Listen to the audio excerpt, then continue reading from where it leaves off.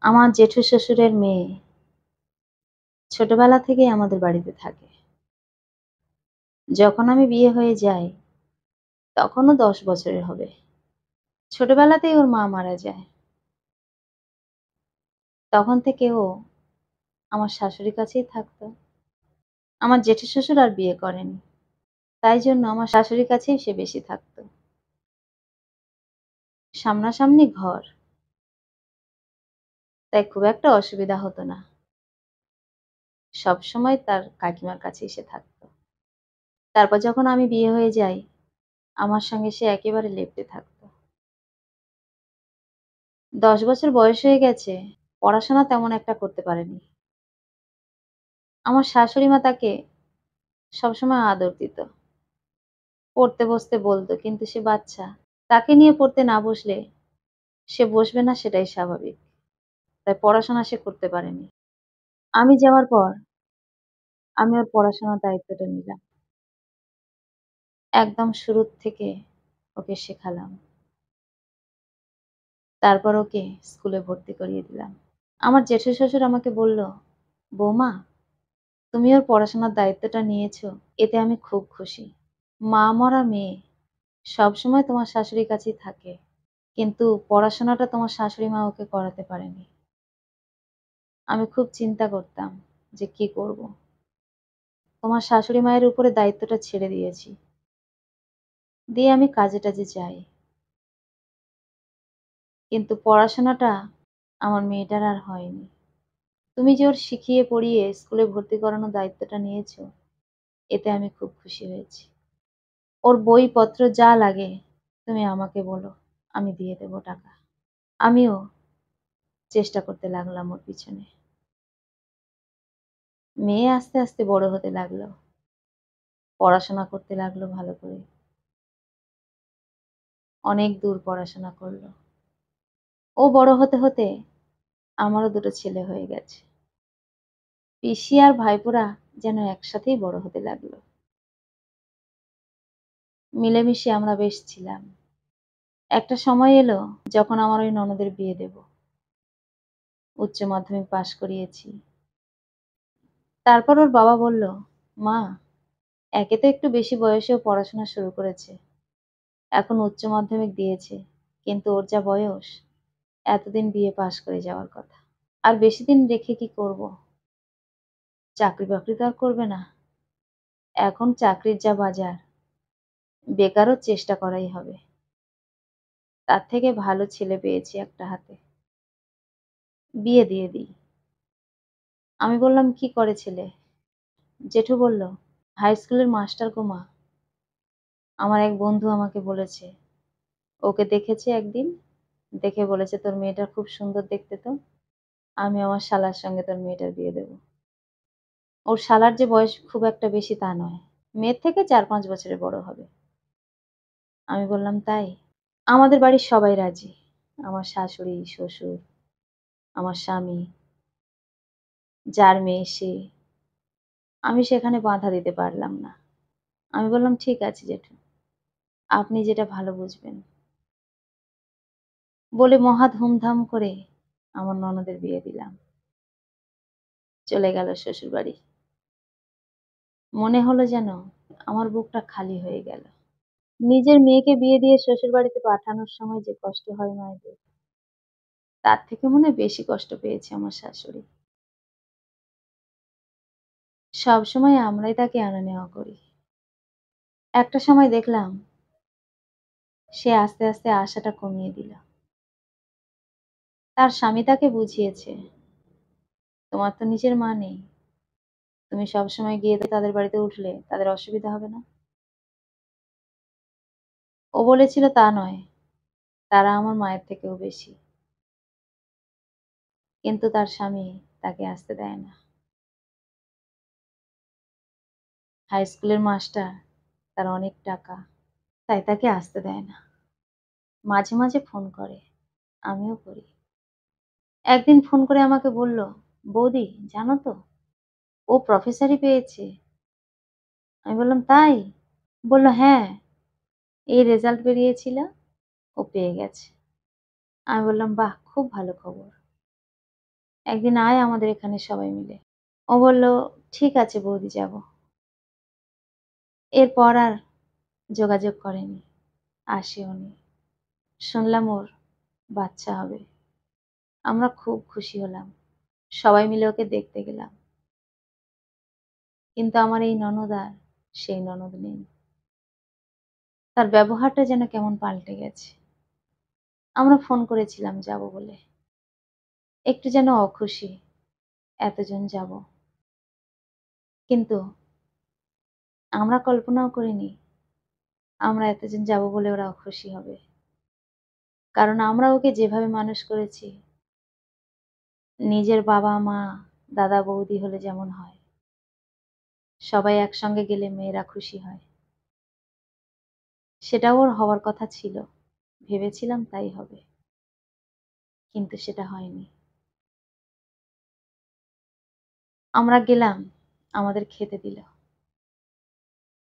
ও আমাকে বলল, জানো বৌদি বাজার টাজার তেমন একটা করা হয়নি। আসলে ব্যস্ত মানুষ তো, বাজার কখন করবে। এই আমাদের কাজের দিদি রান্না করে দিয়ে গেছে। বলেছিলাম মাছ করতে, একটু চচ্চড়ি করতে, ডাল করতে। মাংস টাংস আর আনা হয়নি। আমি বললাম, ঠিক আছে, মাংসের সঙ্গে কি হলো? আমরা তো নিজের দাদা বৌদি নাকি, এসব নিয়ে কিছু ভাবিস না। কিছুক্ষণ পরে দেখলাম আমার নন্দাই এলো বাড়িতে। আমার ননদের শাশুড়ি আমাদের খেতে দিল। আমার নন্দাই আমাদের জিজ্ঞেস করলো কখন এসেছি। আমরা বললাম। তখন আমাদেরকে বলল, আজকে থাকা হবে নাকি চলে যাবেন? আমরা কথাটা শুনে একটু যেন ঘাবড়ে গেলাম। যদি আমার এই ননদটার মধ্যে পরিবর্তন না হতো, তাহলে এতক্ষণ নাচানাচি করতো, থাকতে বলতো, কখনোই আমাদের চলে আসতে দিত না। আমরা তো ভাবিনি সে এতটা পরিবর্তন হয়েছে। থাকবো বলেই ভেবেছিলাম। ছেলেরা থাকবে না জানি, মানে আমার স্বামী, আমার শ্বশুর।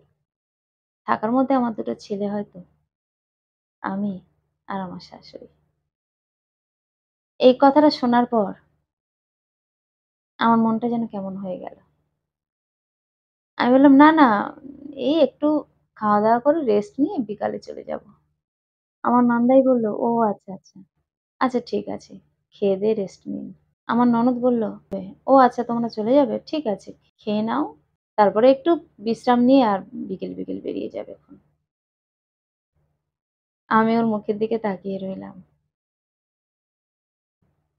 আমার সেই ১০ বছরের বাচ্চা ননদটা, যাকে আমি হাতে করে মানুষ করেছি।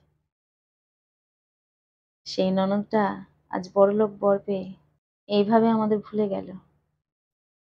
জেঠু বলল, "সে কি রে? আমরা চলে যাবো বলেছি বলে তুই এভাবে চলে যেতে বলছিস? একবারও থাকতে বললি না তো?"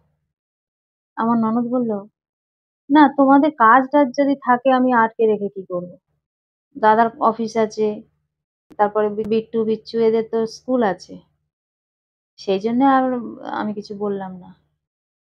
জেঠু বলল, "কালকে রবিবার, ভুলে গেছিস?" সে বলল, ও তা রবিবারটা কি হয়েছে? ওদের তো পড়া থাকে।" জেঠু বলল, "শোন, তুই হয়তো সবকিছু ভুলে গেছিস। তোর এই বৌদির অবদান তুই ভুলে গেছিস। এই বৌদি না থাকলে তোর পড়াশোনা হতো না। আর পড়াশোনা না করলে তোর এরকম স্কুল টিচার বড়ও হতো না। আর পড়াশোনা না শিখলে শুধু স্কুল টিচার বর কেন? তোকে এই মাটি কেটে খায়, ভ্যান চালিয়ে খায়, টোটো চালিয়ে খায়। এরকম ছেলে দেখে আমার বিয়ে দিতে হতো। সুতরাং তোর যে উন্নতি, সবকিছুর পিছনে তোর বৌদি। সেগুলো ভুলে গেলি? থাকবে না বলেছে ঠিক আছে। সব মানুষই বলে কুটুমবাড়ি গিয়ে থাকবো না। তাই বলে কি তাদের একটু বলতে নেই যে থাকো? সবাই চলে গেলেও বৌদি, কাকিমা এরা তো থাকতে পারে। এতজন মানুষ কি আর তোদের বাড়িতে থাকবো? আমি, তোর কাকু, তোর দাদা এরা হয়তো চলে যেতাম। তুই একটু জোর করলে তোর বৌদি থেকে যেত, তোর কাকিমাও থেকে যেত। তোর যা আচরণ পেলাম, তোদের বাড়ি আর এরপরে কখনো আসার ইচ্ছা হবে না আমাদের। আমি কি করব? আমার মেয়ে তুই। আমাকে তো আসতেই হবে। কিন্তু তোদের যে আচরণ পেলাম, তাতে অন্তত তোর এই বৌদি কি করবে আমি জানি না। আমার ননদ নন্দাই কিছু বলতে পারল না। আমি বললাম, "জেঠু না, না এরকম বলবেন না। ওর কোনো দোষ নেই। চলে যাবো। সত্যি তো কালকে ওদের পড়া আছে।" তখনই আমার ছেলে দুটো বলে উঠল, "কালকে কোথায় পড়া মা আমাদের? আমাদের তো ছুটি। রবিবার তো আমাদের কোনো টিউশন নেই।" আমি কি বলবো আমি কিছু বুঝতে পারছিলাম না। কিন্তু খুব ইচ্ছে ছিল আমার সেই ছোট্ট ননদটার বাড়িতে থাকার। তারপর আমরা খেয়ে-দেয়ে বেরিয়ে এলাম। আসার সময় ও আমার হাত ধরে বলেছিল, "বৌদি তুমি কিছু মনে করেছ? আমি খুব অন্যায় করেছি। আমি জানি না কেন আমার মনের মধ্যে একটু পরিবর্তন এসেছিল। আমার স্বামী আসলে আমাকে আপন পর এইসব কথা বলে আমার মনটা যেন বিষিয়ে দিয়েছিল। আর আমি জানি ও যেটা চায় না সেটা আমি করব না। সেটা না করাটাই ভালো।" আমার নন্দাই বলল, "না বৌদি আসলে ও এত কিছু আমি জানতাম না। ও বলেছে ছোটবেলা থেকে ও তোমাদের কাছে মানুষ হয়েছে। কিন্তু এতটা গভীরভাবে আমি ভাবিনি বা এতটা গভীরে আমি ঢুকিনি। জানার চেষ্টাও করিনি যে ওর পিছনে আপনার অবদান এতটা।"